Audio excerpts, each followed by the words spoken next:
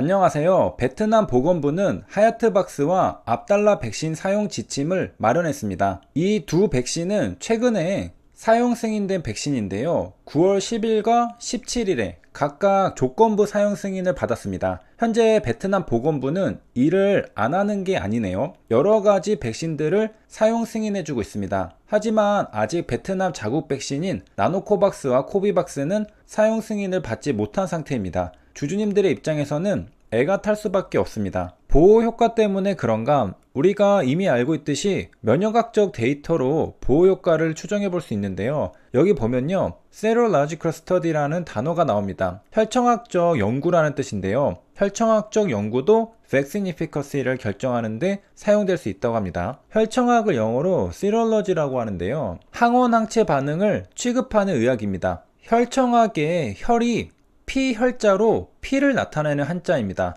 그러니까 혈청학은 우리 혈관 속에 피를 가지고 분석하는 학문인 것이죠. 예를 들면 IgG와 IgM을 측정하는 테스트가 혈청학에 속합니다. Serologic 테스트, 혈청학적 검사라고 하는데요. 병원체에 대한 항체를 측정합니다. 여기서 우리가 안티젠이라고 말하지 않고 패서젠이라고 말하는 건 의미를 좀 더 명확하게 하려고 하는 건데요. 항원보다 병원체라고 번역합니다. 항원 중에서도 질병을 유발할 수 있는 항원을 병원체라고 합니다. 다시 논문으로 돌아와서요. 그러니까 Serological Study, 혈청학적 연구는 우리의 혈액을 가지고 연구하는 걸 말하는 겁니다. IgG와 IgM 등을 측정해서 면역 반응이 잘 일어났는지 확인하는 것이죠. 이런 혈청학적 연구들도 백신의 효능을 결정하는 데 사용된다고 논문은 말하고 있습니다. 그러니까 보호 효능이 반드시 있어야 백신의 효능을 우리가 확정할 수 있다고 말하기는 어렵습니다. 혈청학적 연구로도 가능하죠. 현재 나노코박스는 혈청학적 데이터는 있으나 보호 효능에 대한 데이터는 없죠. 왜냐하면 감염자 수가 아직 발표되지 않았기 때문입니다. 그러면서 구체적인 예시로 Serial Conversion을 들어주고 있습니다. 혈청 전환율인데요. 우리가 저번에 나노코박스 데이터로 공부한 적이 있습니다. 기억이 나시는 분들도 계실 겁니다. 이 혈청 전환율도 유용하게 면역 반응을 추정하는데 사용됩니다. 우리가 Vaccine Efficacy만을 중요하게 생각하는 경향이 있는데 혈청 전환율도 의미가 있는 정보죠. Serial Conversion은 Specific Antibody가 생겨나는 걸 말합니다. 두 가지 경우가 있는데요. 하나는 인펙션이고 다른 하나는 이뮤니제이션입니다. 그러니까 코로나에 감염되어서 코로나 항체가 생기느냐, 백신 접종이 되어서 코로나 항체가 생기느냐, 두 가지가 있다는 것이죠. 일단 세로 컨버전이 일어나면 블러드 테스트를 했을 때 우리는 그 속에서 안티바디를 발견할 수 있습니다. 나노코박스는 백신 접종자의 혈액 속에서 항체를 발견했죠.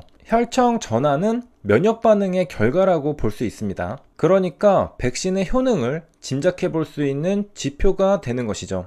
정리하면요. 감염자 숫자가 나와야만 계산할 수 있는 Vaccine Efficacy만 백신의 효능을 결정짓는 건 아닙니다. 혈청 전환도 유용한 지표가 되고요. 혈청학적 연구도 백신의 효능을 결정짓는데 사용됩니다. 이쯤에서 혈청, 세럼에 대해서 한번 복습을 해보겠습니다. 세럼은 면역세포가 들어있을까요? 안 들어있을까요? 여기 정답이 있죠. 세포 성분이 제거되고 남은 액체 부분을 혈청, 세럼이라고 부릅니다.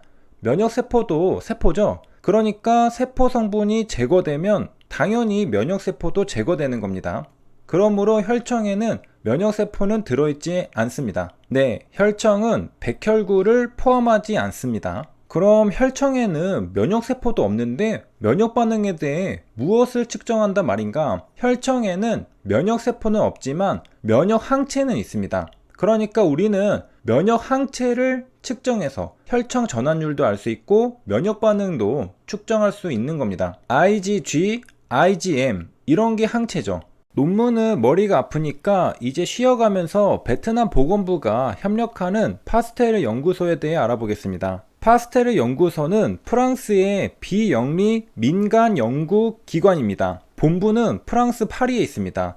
베트남에서 왜 갑자기 프랑스냐? 프랑스가 베트남 전역을 지배했던 시절이 최근에 있었기 때문입니다. 1945년에 끝났죠. 한국이 일본에서 벗어난 시기와 마찬가지로 비슷한 시기에 베트남은 프랑스의 지배에서 벗어납니다. 2차 세계대전에 프랑스와 일본은 같은 편이었나? 아닙니다. 프랑스는 연합국이었습니다. 미국, 영국과 한편이었습니다. 그 반대편에 나치 독일과 일본이 있었죠. 그러니까 한국은 여기 일본의 지배를 받고 있었고 베트남은 여기 프랑스의 지배를 받고 있었습니다.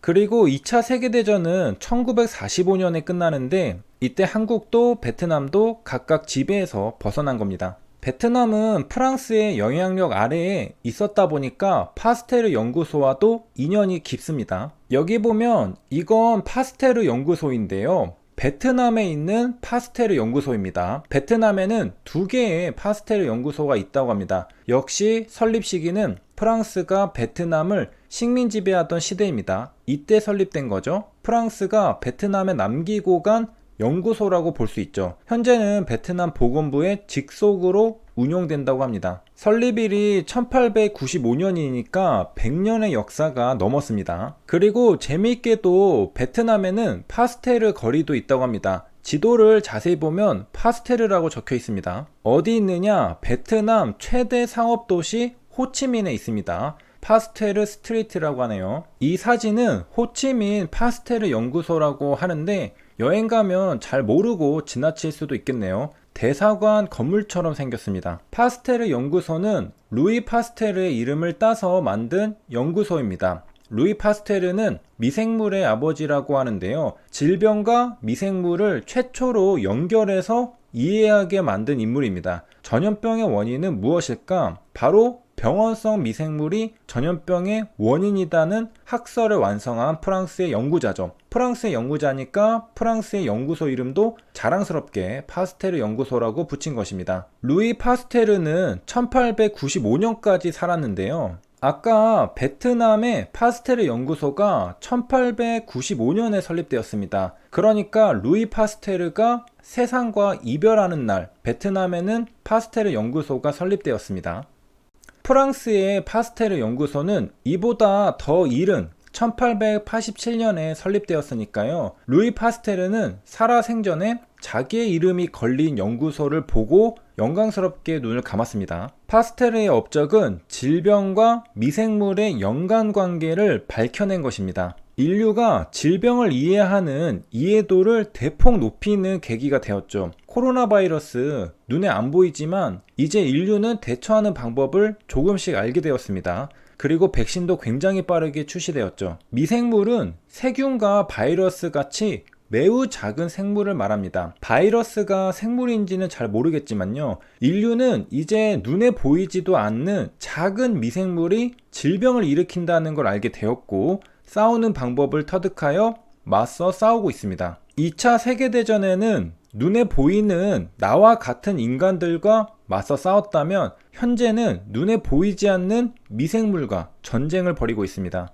이렇게 해서 이번 시간에는 혈청학적 연구에 대해서 공부를 해보았고요. 파스테르 연구소에 대해서도 공부해보았습니다. 여기까지 시청해주셔서 감사합니다.